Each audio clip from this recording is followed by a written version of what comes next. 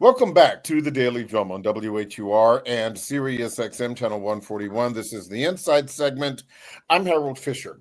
As President Trump ramps up his threats to send federal troops into more American cities, the pushback is growing louder from Oakland, California, to Chicago, Illinois, to Baltimore, Maryland, and of course, New York City. Black mayors of those cities are vowing to use all legal measures to keep Trump at bay. Even as those war of words rage on, my guest tonight says now is the time for Black voters to activate and stand up.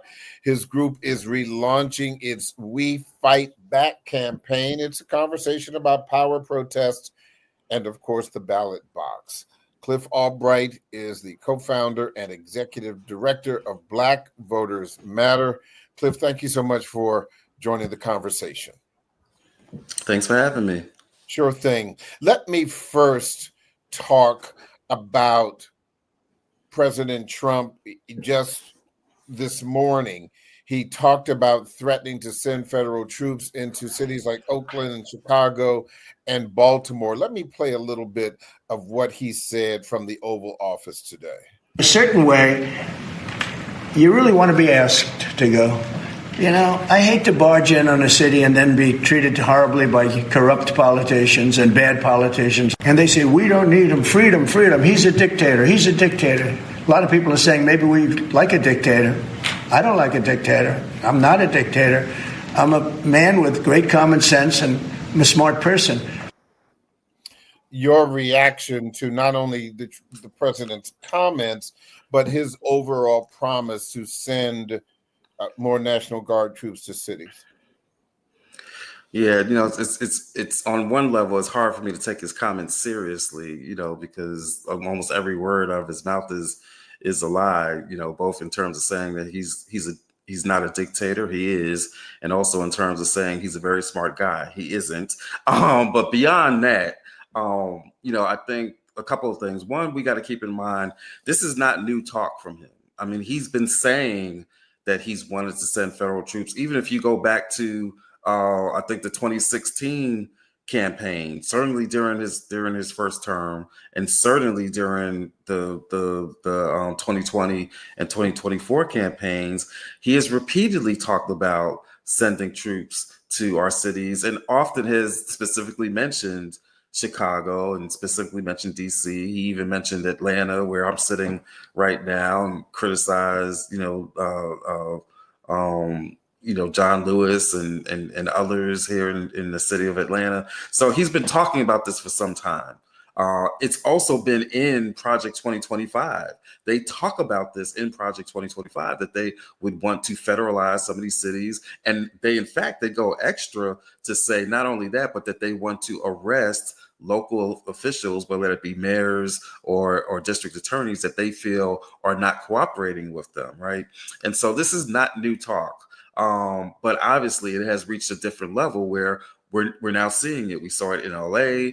We're seeing it right now in DC, and he's threatening to do it in these other places. And so I think that we need to take it seriously, but we also need to be clear that he doesn't have this unlimited power, that it is unconstitutional. And I'm glad to see people like Governor Moore in Maryland and like Mayor Brandon in Chicago, who basically are telling him, no, we don't want this. We don't need this, and it would be illegal for you to do so. But you said that he doesn't necessarily have the power to do it, and you are in Atlanta, and so you are very familiar with the great Black prophet from the Atlanta Housewives, Cherie. Who gonna check me, boo? Because that, even as the intellectual thinkers and I got you. Of this community, of our community, are saying there are ways to check the power that the president is now wielding. That has not happened. Right. No, you're absolutely right. And, I've often said, for years now that, a right is only as good as your power to have that right enforced. Right.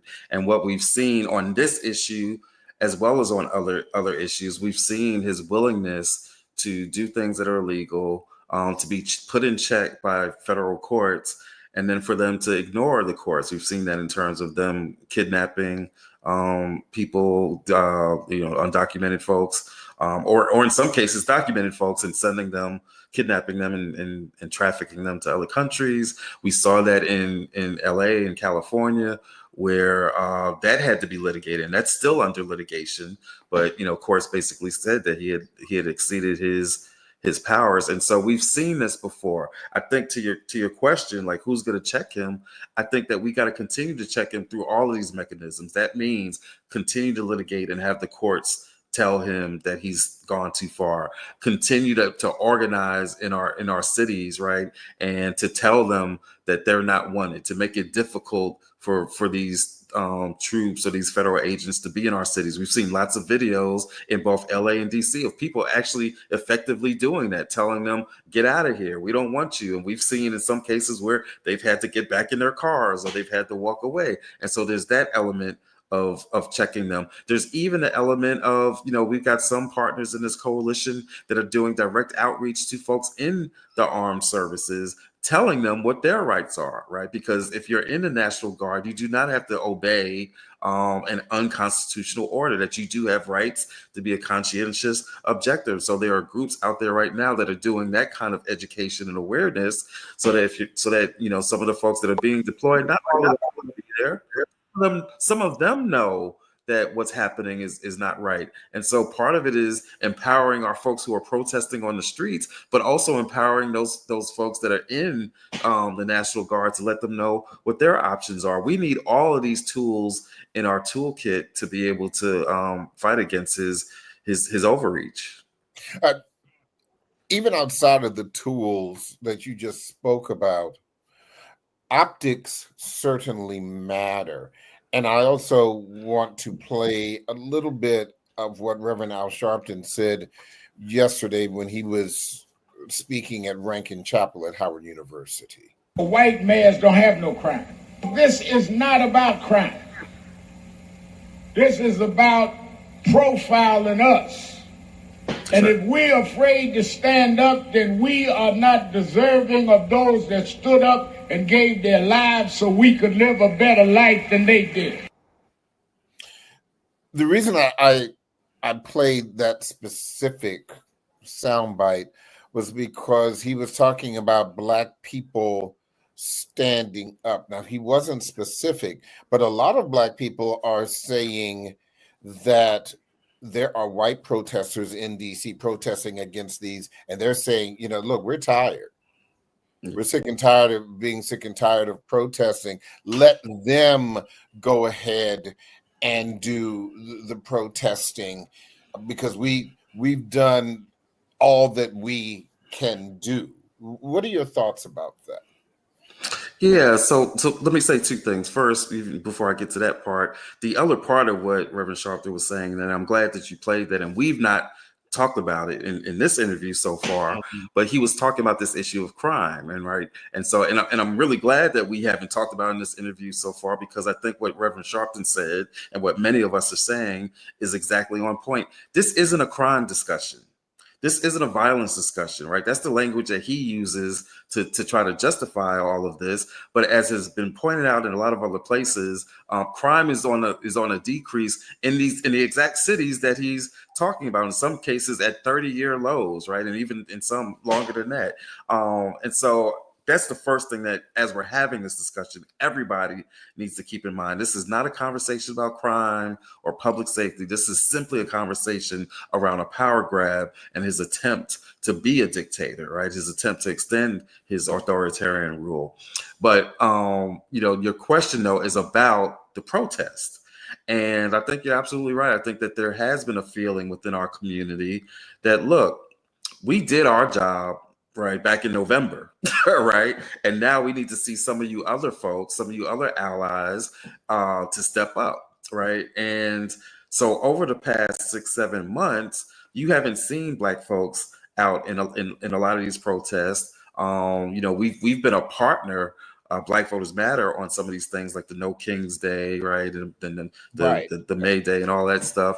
But we haven't been aggressively trying to recruit our folks to attend these events, because we know that that there's this issue that has to be dealt with, and there's also some strategic planning around, like, how do we get showed up, and how do we get protected when we do show up, right? How do we make sure that when we show up that we're not on the front lines, that we've got some of our white brothers and sisters on the front lines, because we know when we're on the front lines, law enforcement takes a different tone and a different stance, right? And so all of that is valid. But what I think you're seeing happening right now, especially with what's going on in DC, and I've said this for the past few months, when Black folks start seeing Black folk, young Black men and women, put in handcuffs and put on, let them start showing images of like Black folks on some of these planes being let off in El Salvador.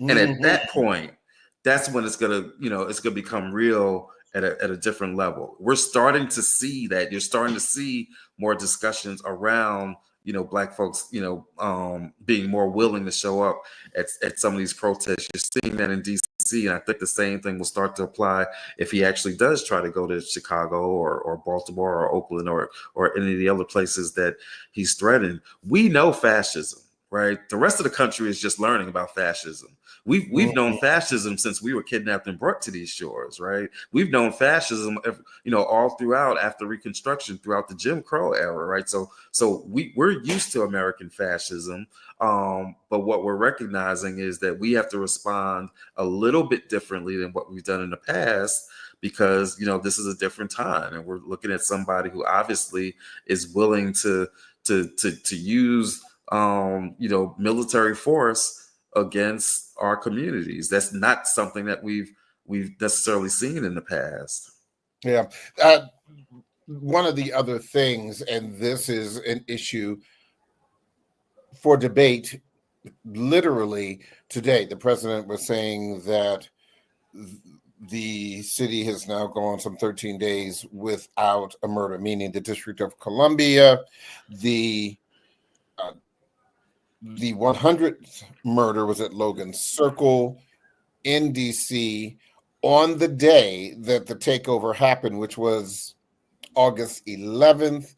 But DC police say there has been yet another murder between August 11th and now. I haven't been able to figure out which one that was. But be that as it may, you do have some people who are concerned, Black people are not only concerned about the takeover, and then you may have others who are applauding this.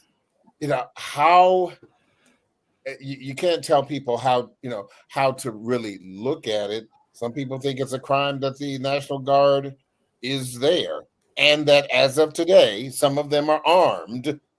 That's right. Weren't armed last week. That's and right. Others aren't giving as much pushback. Right. Yeah. No. I think most people that you talk to are very concerned about having the National Guard there. Right. I don't know anybody, and I don't live in DC now. I used to live there. 30 years ago, I lived in DC for 3 years.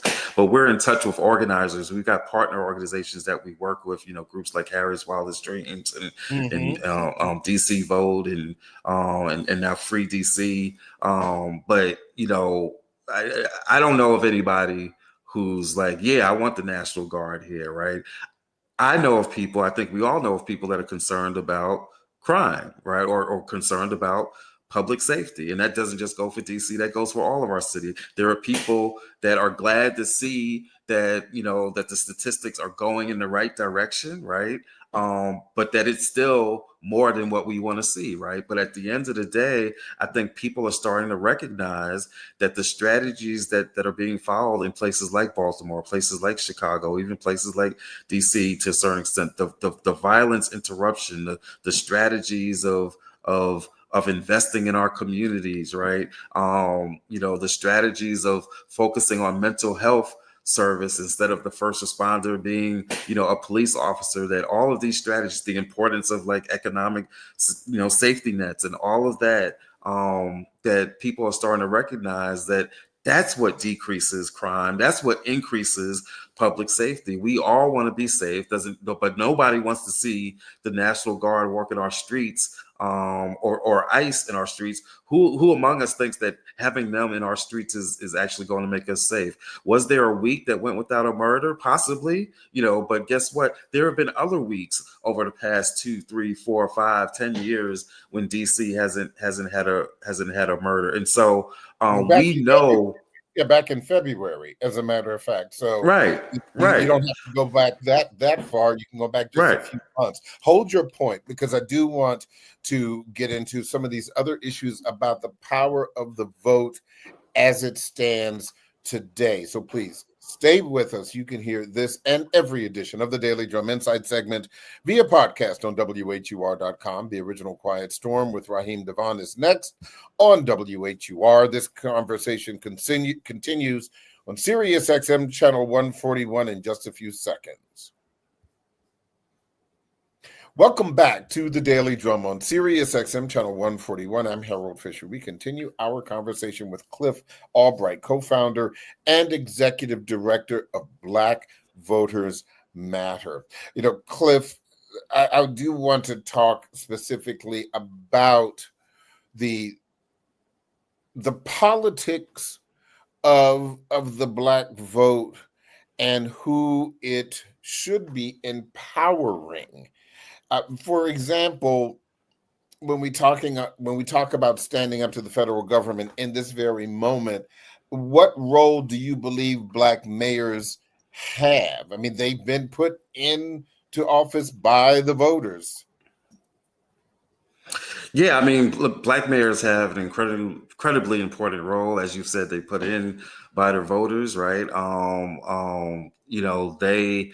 And look, to be clear, being a mayor, especially being a Black mayor in this country, is possibly the hardest job that you can have. And I dare say, being the mayor of DC, amongst all the cities, is probably the most difficult because of the nature of the federal control that other cities don't have. But all of our cities are in positions where our mayors and our city councils are basically, they're sometimes at the will of maybe not the federal government, but, certainly county governments, state governments. We know the way that state governments have used preemption to try to block some of the things that some of our cities have tried to do, like when we've tried to increase wages to a living wage or some other policies that oftentimes that gets blocked by state government, especially in some of these red states. And so, so it's difficult for mayors. But there's an important role that they have to play. There's an important role that they play in terms of policy, but even beyond policy, there's an important role that they get to play as being the leader of the city, right? Of having the bully pulpit, of being able to go, on television or in front of a mic and doing what Mayor Brandon Johnson has been doing in Chicago, which is saying, look, Chicago doesn't want this. Chicago doesn't need this. And we're not going to sit by and let this happen. Right. And people want to see that. Like in our communities, we're talking about voting. Right. One of the things that we hear when we do our work, when we're talking to people about elections and voting, part of their biggest frustration isn't even so much because you got this policy right or wrong. But our biggest frustration is when somebody won't fight for us. When we don't feel like we got somebody who's authentic, who is willing to fight for us, who's willing to fight to get more resources in our communities, who's willing to, speak truth to power and to call a thing when they see something that's racist and something that's wrong. That's the biggest thing that frustrates me. And so these mayors right now, they can, if nothing else, they can demonstrate that they are going to fight for their cities, just like these governors need to be fighting for their states, the same way that Newsom is in California, and the same way that Governor Moore is in Maryland, and Governor Moore is showing he's willing to go tit for tat with what do you call them, President Bone Spurs, and so, but that's what our folks want to see. Yeah, we want to see policy. At the end of the day, we want somebody who's just going to talk, who's never going to deliver something for us, but we want somebody who's going to fight, because at the end of the day, we believe that if you're willing to show that fight, then ultimately that's going to result in something for us, whether that's in the form of more safety or more jobs or whatever. But that's what voters want to see. Even when we talk to folks about the threats of this takeover, what we find is we can't just talk about the threat that it poses. We got to also speak about it in terms of, them sending this National Guard. Yes, it's a threat, but guess what? That's also millions of dollars that is being spent to do these deployments. That means that's millions of dollars that's not going where? It's not going towards your streets. It's not going towards your schools. It's not going towards your job training plans. It certainly isn't going towards your health care. So when we talk to people in that sense, like talking about the dangers of this overreach, but also talking about the cost of it in terms of what's not getting done while he's obsessed with sending these troops, or just like he was obsessed with having tanks on his birthday because he wanted to feel like a Russian dictator or something like that. And so he sends these tanks to DC. How much money was wasted on that could have been going towards some parks or some basketball courts or some job training in our communities? When you talk about it in that sense to folks, it becomes crystal clear that yes, this is an attack on democracy, but also it's a waste of money that could be going towards me and my family. For those who are not familiar with Black Voters Matter, can you give me the Cliff Notes on the organization? The Cliff Notes, I love it. So Black Voters Matter, first and foremost, we are a power building organization, right? A lot of people think that we're just a voting organization, and that's just not the case. Voting and elections are definitely one tool to build power, right? But it's not the only tool. And so part of what we do is that we work with communities, we work with community organizations in 25 different states, right?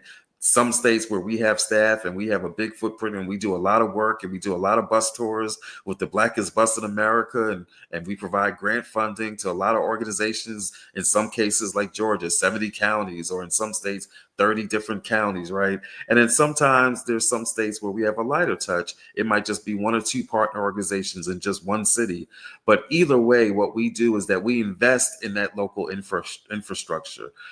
We help to build power. We help to turn out voters. We help to provide messaging that works, resources like shirts and printed signs and all of that stuff, because we know a lot of times that's what our partners in these cities and states are looking for, just somebody that can help build up some of their capacity so that they can better do what they already do well. They know how to do this work. They oftentimes don't have the resources to get this work done. That's why we call ourselves Black Voters Matter Fund, because we believe that we got to fund that type of work in order to build power in our communities.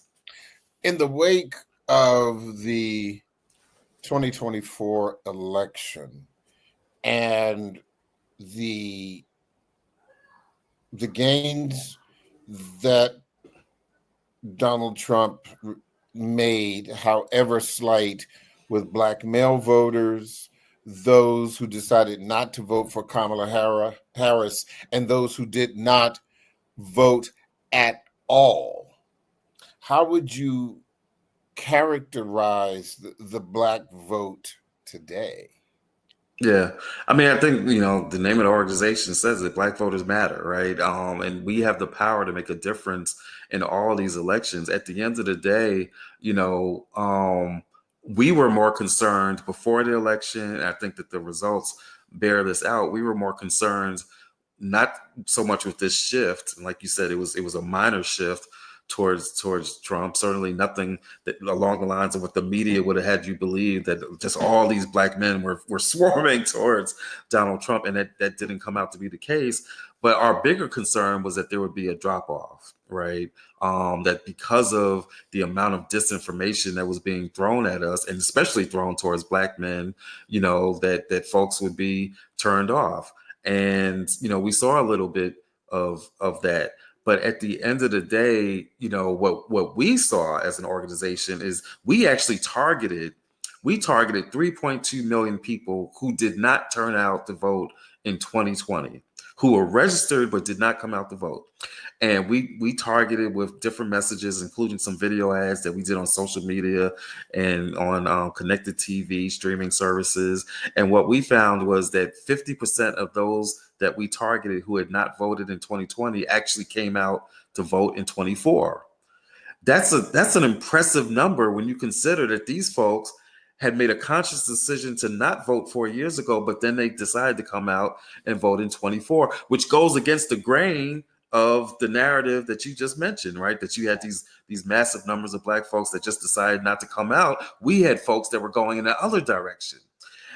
How do you do that? And so the way that we do it is by having this 365 engagement, by having these targeted messages, by focusing on the issues that people care about, by having longer conversations than what a lot of times a lot of candidates or organizations will usually have, by having layered communications at the doors and on the phones and through texting and through videos. That's how you get folks to turn. It's really not rocket science, right? We're crazy enough to believe that if you want folks to come out, that you got to talk to us. And you got to talk to us more than just once or twice throughout the year. That's how you counter the disinformation coming from the other side. And so when we look at the impact when we look at the results of the election, some people say, oh my God, what happened with this turnout? I actually say this, it's actually amazing that you didn't have more Black folks, especially Black men, who were being swarmed with disinformation, right?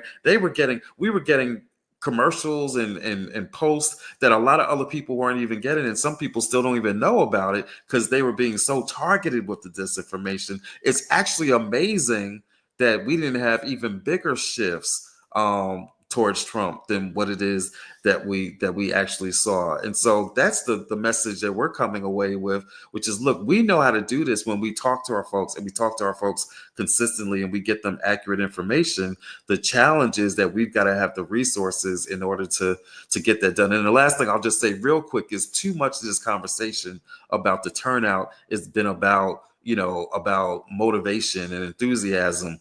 We had been saying before the election for 2 years, for 3 years, ever since the wave of voter suppression that we saw coming in 2021 after the presidential election, we have been saying, look, we cannot counter this level of voter suppression if we don't get this voting rights legislation. We cannot out-organize the voter suppression if y'all aren't willing to get rid of the filibuster and pass this legislation. Two votes short, and all of the Republicans who filibustered that voting rights legislation basically left us in this position of having to deal with this voter suppression. It's not rocket science that when you have the biggest wave of voter suppression taking place during that 2 or 3 year period, that it also had an impact on turnout. So turnout is not just a function of how motivated people are, it's also a function of whether or not there's a voting rights infrastructure that allows people to vote and makes it easier for people to vote instead of difficult. Are you concerned about the recent Texas gerrymandering? Incredibly concerned, and we've been partnering with some of our friends in Texas to organize around that in the state. We provided some support to the Texas Legislative Black Caucus to encourage them and to help them as they were breaking quorum a few weeks ago to slow down the gerrymandering process. And we've been active right now. We've actually got a campaign, a Click the Call campaign, where we're encouraging people, along with some of our partner organizations like Color of Change, we're encouraging people to call the elected officials in these blue states that have, Democratic governors and legislatures. We've got a campaign where we're telling people, hey, reach out to those states and tell them they've got to fight fire with fire. We can't just sit back and watch Texas and these other states gerrymander, racially gerrymander, and not do anything about it. And so we need California. We fully support what California is doing. We fully support New York doing the same thing. And Maryland, Governor Moore has said that they're looking at doing some redistricting to get rid of the one Republican seat that they have in Maryland. Illinois can do the same thing. We need these Democratic states to do the same thing. This notion that we're just going to sit back and take the high road and do the ethically, the moral thing of saying, well, they're doing wrong, but we believe that, we have to wait and let the process work out so that we can have fair maps. It's time out for that. At this point, we need them to fight fire with fire. If Texas wants to redistrict, then California can match them. If these other states want to redistrict, then Illinois and New York can match them. We need them to use all the power that they have in order to match this. Yes, we believe in fair maps. We believe that voters ought to pick our elected officials and not elected officials gerrymandering and picking out their voters. But we can't put these high-minded principles into action if we're just going to let them take all the power, because if we let them take power, we'll never get to the point of being able to have any real democratic reform, because they will instill a permanent rule, a permanent one-party rule, and this dictator sitting in the White House. So we have got to use all the power that we have right now to keep that from happening. If that means that these democratic states need to do their own redistricting right now, then so be it. What do you say to people who do not believe that their vote matters? Black people. Yeah, we have that conversation all the time, right? And the first thing that we do, and people get surprised when I say it all the time, when we hear people talking about my vote doesn't matter, or when they share their frustrations around the process, around elected officials that have let them down, around the attempts to take away their voting rights.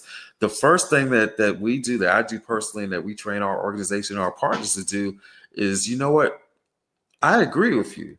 I hear you. I do this work every day, and I still get frustrated with the process, because it's true that there are some elements of this process which will make you feel like your vote doesn't matter, right? It's true that there are people trying to take people's votes away. It's true that there are elected officials that have let us down. So to not acknowledge that, to act like people are just being lazy or crazy, that doesn't let you continue the conversation. So the first thing we do is we say, you know what, I hear you. I recognize that your lived experience is valid, right? But now let's talk about what it is that we want for our community, and how it is that we can help make that happen. And I don't care where you go with that conversation. I don't care what their issue is that they want to see. At the end of the day, that conversation is going to circle back somehow to the voting process.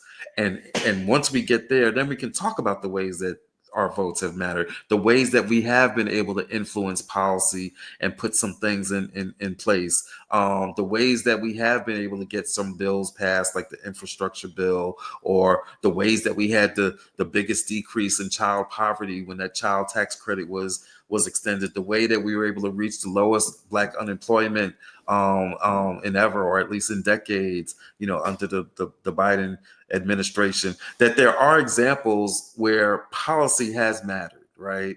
And there's, on the flip side, that there's been examples like what we're seeing now, where bad policy matters, where bad policy has impacted our communities. It's cost us to lose jobs. It cost us to lose 1 million lives in COVID that didn't have to be lost, right? And so being able to point out that policy matters and who's in charge actually matters, and then being able to point out the ways that our votes have mattered, the ways that there have been elections that have been won by the tiniest of margins, where just one vote in each precinct could have caused the state to go a different way, right? And to let people know that, yes, your one vote does matter, but not just your vote, but your wider engagement. Like we have a saying at Black Voters Matter that everybody we touch is an organizer. And so we don't just want your vote. We want you to vote, but we also want you to talk to 5 other people. And guess what? Even if you can't vote, we still got some work for you to do. Sometimes it's somebody who can't vote for whatever reason. Maybe they're too young. Maybe they had their voting rights taken away because of felony disenfranchisement, whatever the case may be. But they may be your best door knocker, right? They may be your best messenger. And so, but they can't be if you don't have that conversation with them. They can't be if you didn't see their value beyond their vote to get them to understand that everybody has a role to play in this process. And so those are the kinds of conversations that we have in our communities. And sometimes it takes longer than what your usual door knock or whatever will take. But that's why we have to have it all throughout the year, because it's an ongoing conversation. You can't show up to somebody's door a week or two before the election, or even just a month before the election, and try to have this conversation. It just doesn't work. Let me ask you, when you spoke about what some would consider bad policies, I want to ask you about one in particular, going back to D.C. DC's U.S. Attorney Jeanine Pirro said weeks ago that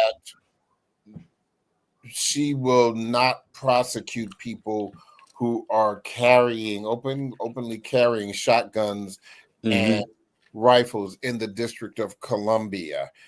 Yeah. On the face of that, particularly for people in the District of Columbia who have never lived anywhere else, and who are that certainly would be frightening. And but I think the reality is, for that, this is not East Texas. This is not Oklahoma. This is not Colorado, where carrying a shotgun in a gun rack, carrying a hunting rifle in a gun rack is not only a big deal, but it is certainly part of culture. But in DC, when you talk about rifles, that's a different kind of definition. So two things. One, we have to hear this with a couple of lenses. First, it's very similar to just the overall problem that we have with gun violence in this country and in a lot of our cities. Again, you got people like Trump and others that'll try to say, "Oh, your cities are so violent, you got so many guns," when in fact, a lot of times it's because that efforts to have gun policy, gun control policies have been blocked.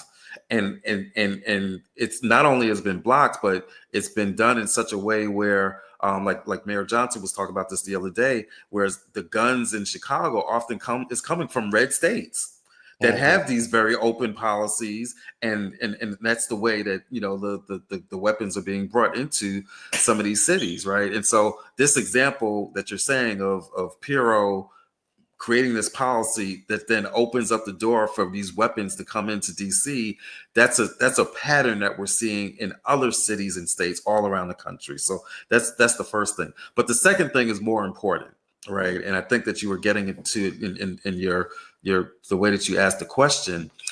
Who is it that's carrying these shotguns and these long guns, right? What you are seeing, and we got to be very clear about this.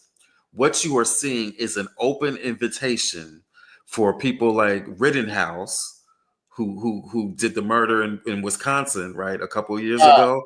These it's an open invitation for people like the Proud Boys to come to DC with their long guns to basically supplement what Trump already has, which is he's using federal agents as the Gestapo. He's trying to use the National Guard as his private army. And now he's doing this invitation to these other groups. When he said, stand back and stand by, it was for this moment right here. He's told them to stand by, and now they're giving them a green light to come to DC and cause problem. That's what that messaging from Pirro was about, because it doesn't make any sense. You say that you're federalizing the city because you're trying to deal with violence. But then simultaneously, you say that you're not going to enforce, that you're going to create an open door for people to bring these long guns. The math ain't mathing.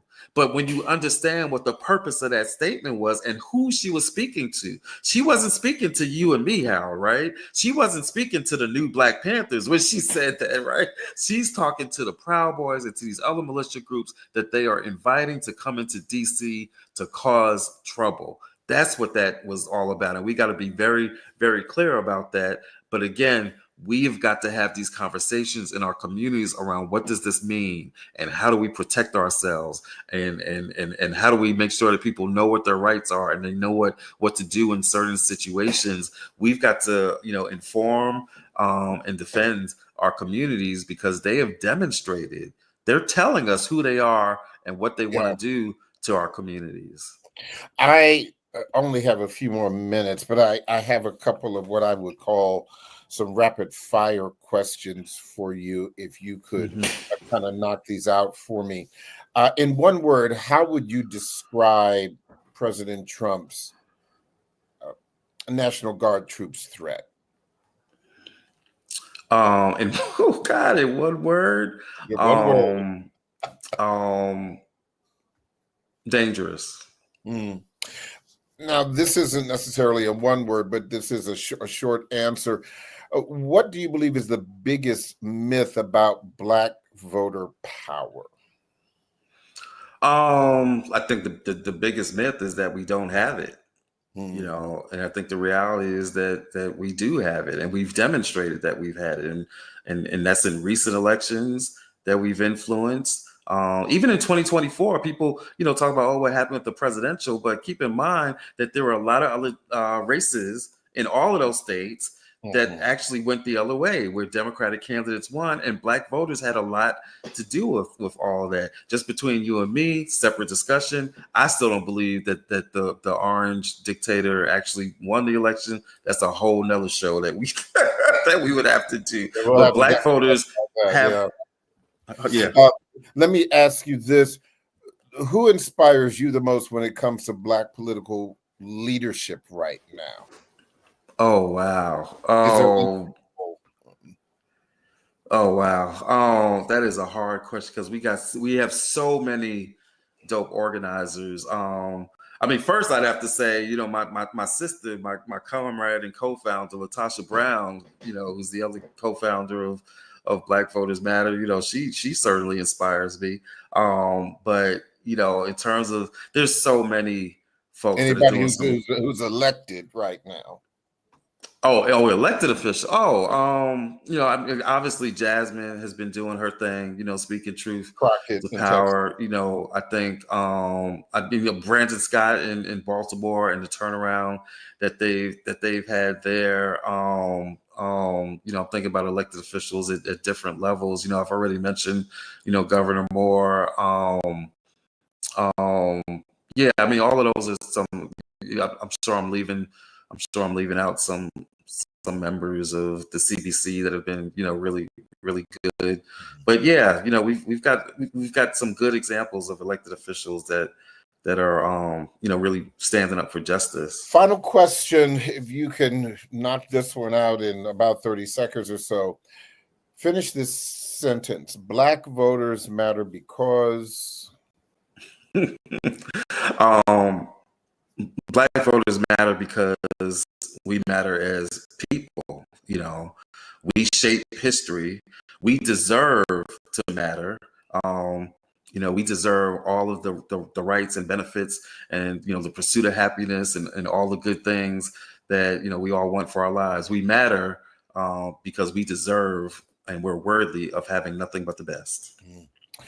Cliff Albright, co-founder and executive director of Black Voters Matter. Thank you so much. It's a pleasure talking to you, and good luck. Thank you. Thanks for having me. Absolutely. That is the Daily Drum for Monday, August 25th. I'm Harold Fisher. Good night.